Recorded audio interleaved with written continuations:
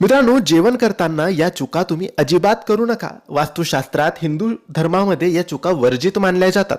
पहिली, स्नान करूनच तुम्ही जेवण करावे. जर स्नान केले नसेल तर आधी स्नान करावे आणि मगच तुम्ही जेवण करायला पाहिजे. आजारी असाल तर ती गोष्ट वेगळी आहे, परंतु रोज स्नान करूनच जेवण करावे.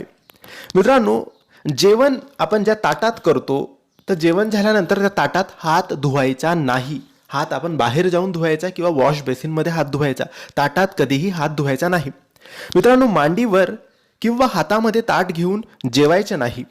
मित्रांनो, दक्षिण दिशेकडे तोंड करून अजिबात जेवायचे नाही.